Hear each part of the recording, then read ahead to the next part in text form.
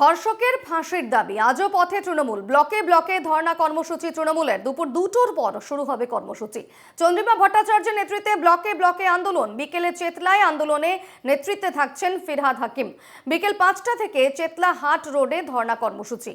ধর্ষকের ফাঁসির দাবিতে আজ আবারও পথে তৃণমূল। এবং গতকালও আমরা দেখেছি কলেজ, রাজ্যের যে সমস্ত কলেজ বা বিশ্ববিদ্যালয়গুলো রয়েছে সেই কলেজ বা বিশ্ববিদ্যালয়ের গেটের সামনে বিক্ষোভ প্রদর্শন করেছে টিএমসিপির সদস্যরা, অর্থাৎ তৃণমূল ছাত্র পরিষদের সদস্যরা। এবং আজকেও কিন্তু ব্লকে ব্লকে ধর্ণা কর্মসূচি রয়েছে তৃণমূলের। দুপুর 2টোর পর থেকেই শুরু হবে কর্মসূচি। বিস্তারিত জানবো, আমাদের সঙ্গে টেলিফোনে রয়েছেন প্রতিনিধি রণজয় মুখোপাধ্যায়। রণজয়, আজ ব্লকে ব্লকে ধর্ণা কর্মসূচি রয়েছে শাসক দলের, কি জানাচ্ছ বিস্তারিত?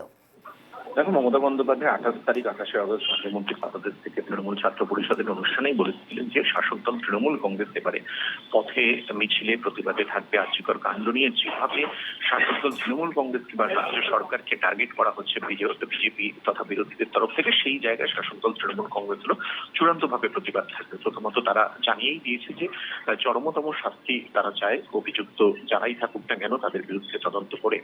এবং এই মর্মেই গতকাল থেকেই পথে নেমেছে তৃণমূল ছাত্র পরিষদ। আজকে ব্লকে ব্লকে দুপুরবেলা প্রতিবাদ সভা, মিছিল, মিটিং করবার নির্দেশ দেওয়া হয়েছে। রাজ্যের প্রত্যেকটা ব্লক জুড়েই কিন্তু আজকে দুপুর বেলায় এই কর্মসূচি শাসক দল তৃণমূল কংগ্রেসের তরফে হবে। আগামীকাল তৃণমূল মহিলা কংগ্রেস তারাও পথে নামবে, ধর্ণা অবস্থানে সামিল হবে তৃণমূল মহিলা কংগ্রেস।